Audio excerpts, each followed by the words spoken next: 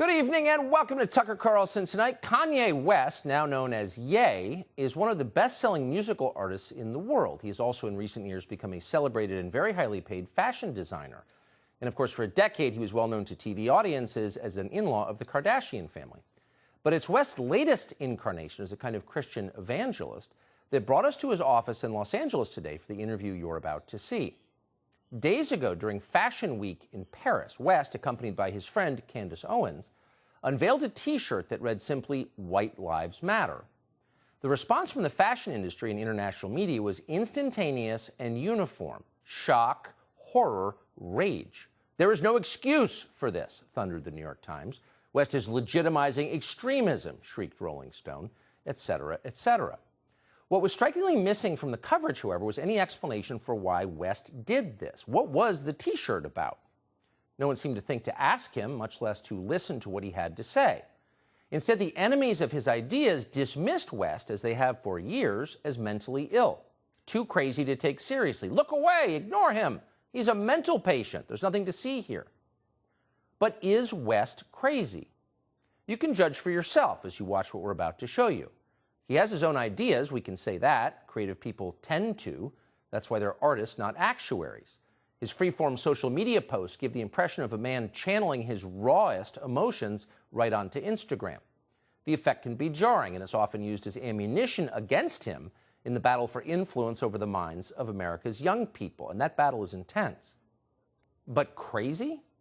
That was not our conclusion. In fact, we've rarely heard a man speak so honestly and so movingly about what he believes. But again, you can judge for yourself. Here it is.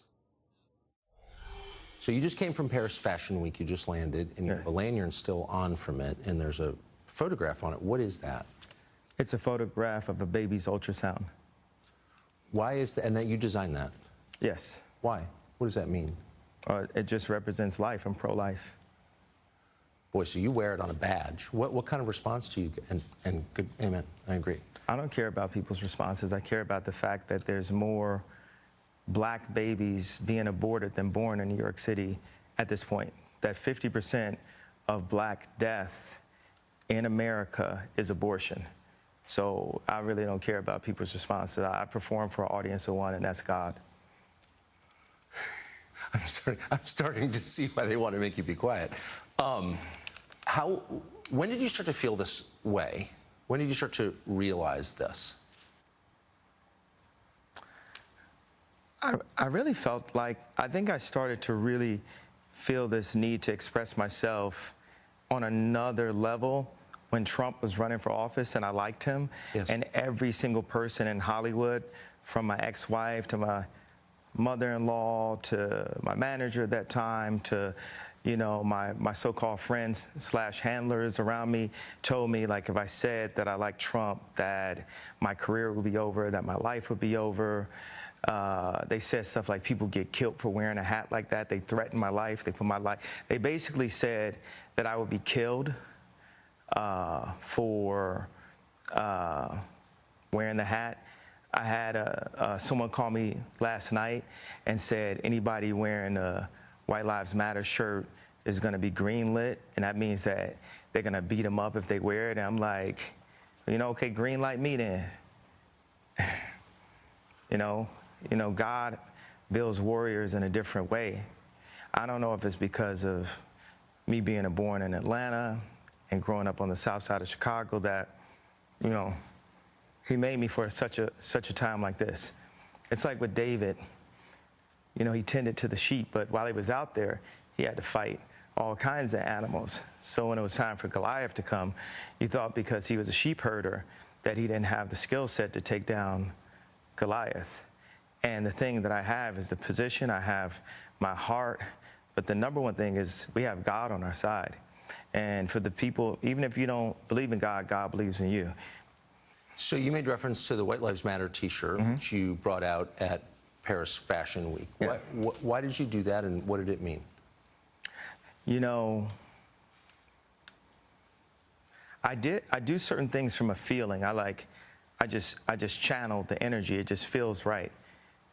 It's using a gut instinct, a connection with God, and just brilliance. You know, like as if you asked like Tanya Harding how she did the triple flip or the triple spin, she was in so much practice that when it was time for her to skate in a competitive format, it just happened. Like it happened outside of practice. It happened in the real format, and that's what's happening. Is God is like preparing us for the real battles, and we are in a battle with the media. Like the majority of the media has a godless agenda, and the jokes in that work and this whole like, oh yeah, he's crazy and all these things, they don't work because the media has, you know, they've also watched travesties happen, just even specifically to me, and just watch it and act like it wasn't happening, and they stay quiet about it. What have they? I want to answer the white. Yeah. I feel like someone caught what I was saying, the comparison to Tanya Harding about the White Lives Matter. You know, my dad is an educated ex-Black Panther, and he put a text to me today. He said, "White Lives Matter, ha, ha, ha, ha, ha." And I said, I thought the shirt was a funny shirt. I thought the idea of me wearing it was funny. And I said, "Dad, what do you think it was funny?" He said, just a Black man stating the obvious. Yeah. And, you know, my dad doesn't listen to rap music, and he's like super educated. We opened up a water distribution center in the Dominican Republic together. He's like the original Steve Jobs, but he was getting blocked every which way with all of his ideas, and he didn't have an endless bank account, and he didn't have an Instagram. So all these ideas, he had to like take them back and compress them. Like my dad is the most brilliant person that I know, and we actually have a strained relationship because I was taken from him, because my mom was an actress, so she was a liberal, and my dad would see certain things and say, you know, we should do it this way, we should do it that way, and the people got around my mom and pulled her away, much like, you know, Kim is a Christian, but she has people who want her to go to Interview magazine and put her ass out while she's a 40-something-year-old multi-billionaire with 4 Black children. And this is how fashion wants to, how they want to present her. So I know you give these questions, and I give you like these 3-part answers. Is this a cool format for you? Yeah, I love it. Okay, cool. And I am following it. All right. So you said that your father said when he saw the shirt "White Lives Matter," it's great to see a Black man stating the obvious. So by which I think you meant that's obviously true. Yeah, that's my favorite response, because I kept on thinking, like, you know, people, they're looking for an explanation, and people say, well, as an artist, you don't have to give an explanation, but as a leader, you do. Yes, I think that's right. So the answer to why I wrote "White Lives Matter" on a shirt is because they do. It's the obvious thing. Yeah. Why do you think that's so? And I assume the implication is, of course, all lives matter because they're lives, because God created them. Yeah. Why do you think that would be considered controversial?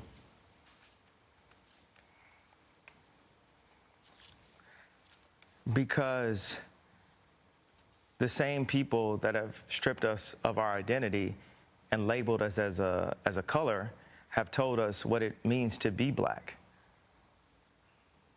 and the vernacular that we're supposed to have. My dad grew up as a military brat,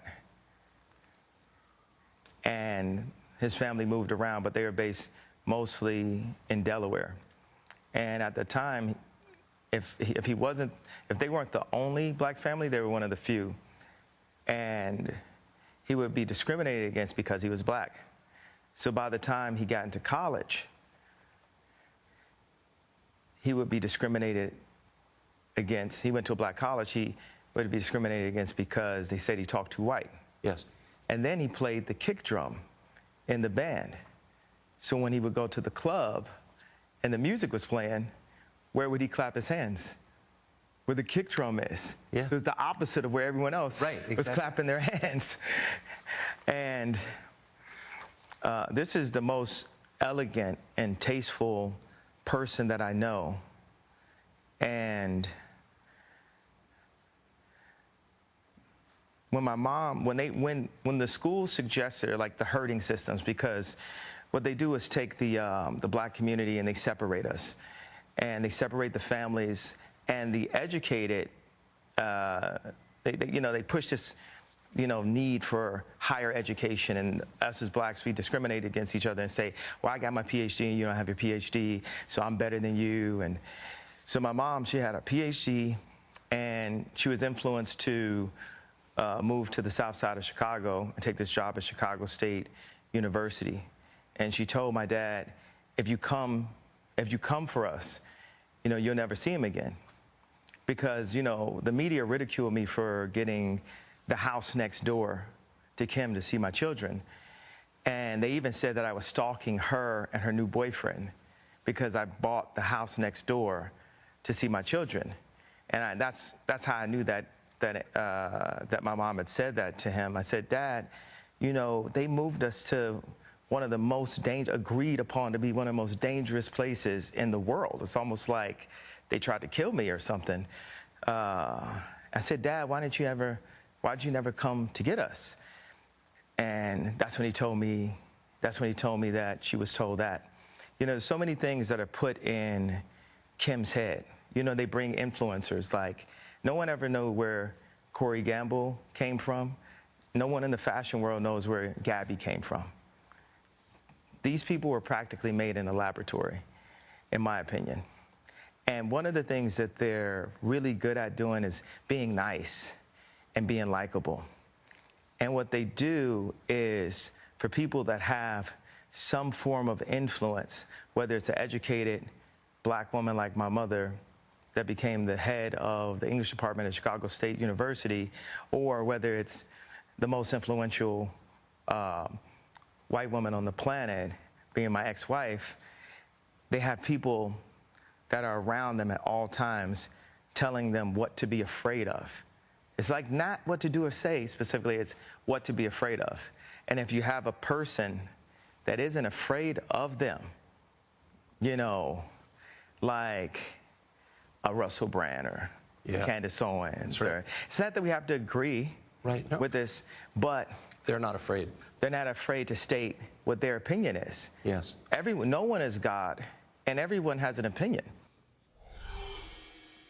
So a conversation like this is a window into a world that you don't see. So if you're familiar with West from the media, you think of him as an individual man. What you don't think about is that he is at the center of a battle, and people like him are at the center of a battle to get a message out, mouthed by the lips of influencers like him and so many others, that extends a storyline on behalf of, well, in this case, the status quo. So there are a lot of people vying to make certain that people like him say the right things, and the consequences for not doing that are very severe.